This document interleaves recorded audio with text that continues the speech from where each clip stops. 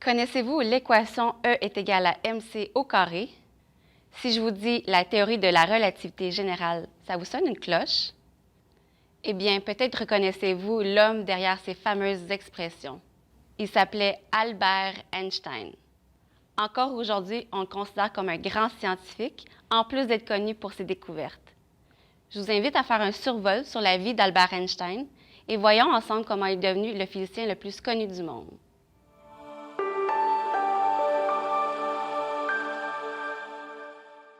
Albert est né en Allemagne en 1879. À cette époque, personne n'aurait cru qu'il changerait notre façon de voir le monde. C'est seulement à l'âge de 4 ans qu'il apprend à parler. La langue n'était pas quelque chose qui lui venait facilement, contrairement aux mathématiques. La physique était aussi une discipline qui lui venait naturellement, ainsi que la matière et l'énergie. Il était tellement obsédé par les mathématiques qu'il s'est même mis à apprendre par lui-même. Fait intéressant, Albert était tellement apprécié des grands qu'il s'est même fait offert d'être le président d'Israël. Il a malheureusement refusé l'offre puisqu'il avait d'autres ambitions à atteindre. Ces découvertes ont changé la façon dont nous comprenons le monde, l'espace et le temps. Il nous a aidés à mieux comprendre notre univers. Albert, explique-nous en quoi ces découvertes s'appliquent encore dans notre quotidien.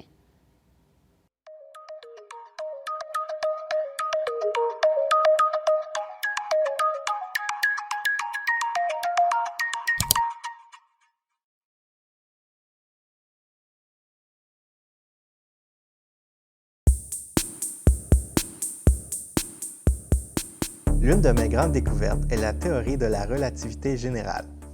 Cette théorie explique que la gravitation entre deux masses est le résultat d'une déformation de l'espace et du temps qui est provoquée par ces deux mêmes masses. La théorie a aussi permis la découverte de la 4D. En effet, la découverte de l'espace-temps a prouvé qu'en plus de la longueur, la largeur et la profondeur, il y a aussi le temps, la quatrième dimension. Aujourd'hui, cette théorie permet de calculer la vitesse des satellites dans l'espace afin d'envoyer des signaux et les recevoir.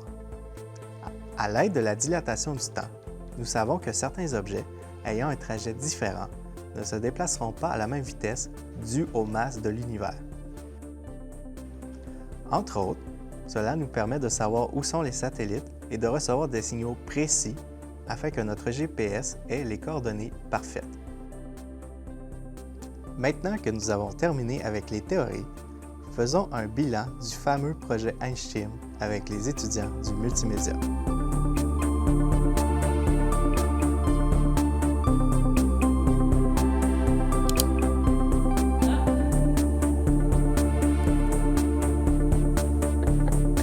C'est en arrière, là, genre. C'est correct. Là, on tape. Oui, 2, Un. 3. On est fort. Parlez-moi de vos débuts dans le projet Einstein.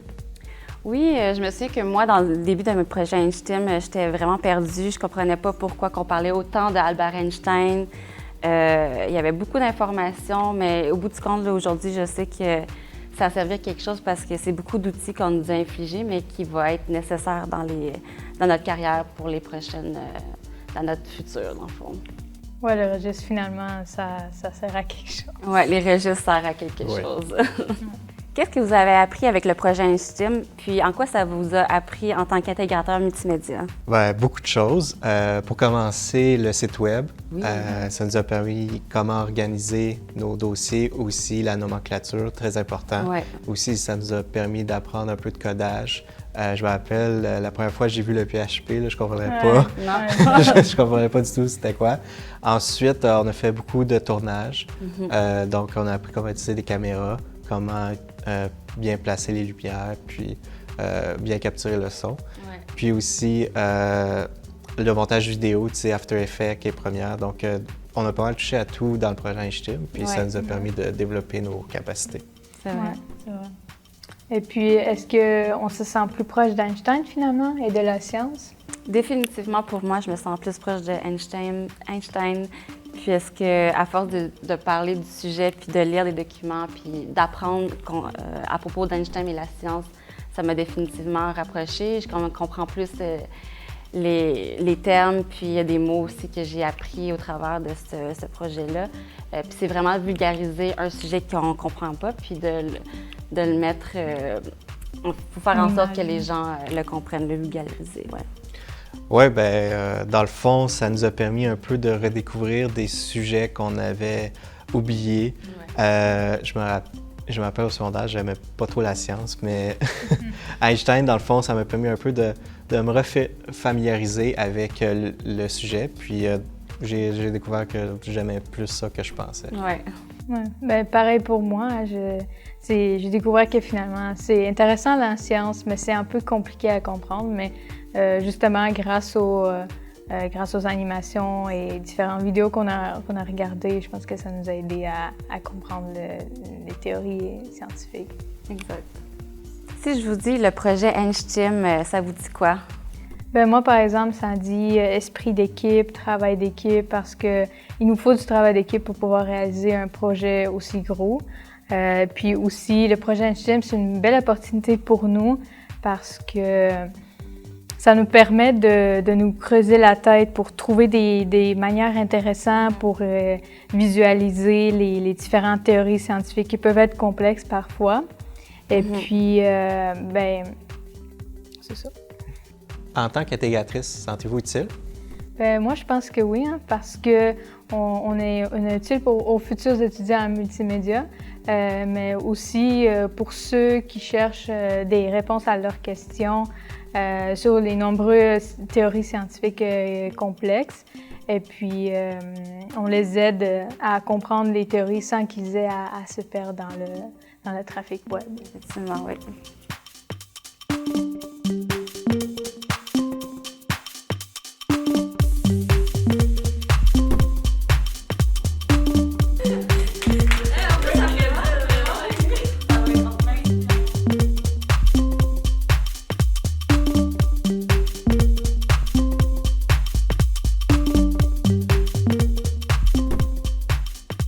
Intégratrice, sentez-vous utile? Je pense que oui, de mon côté, parce que non. Non? Non, on ne se sent pas utile. Non, on se sent pas utile, mais c'est parce qu'on est trash, hein?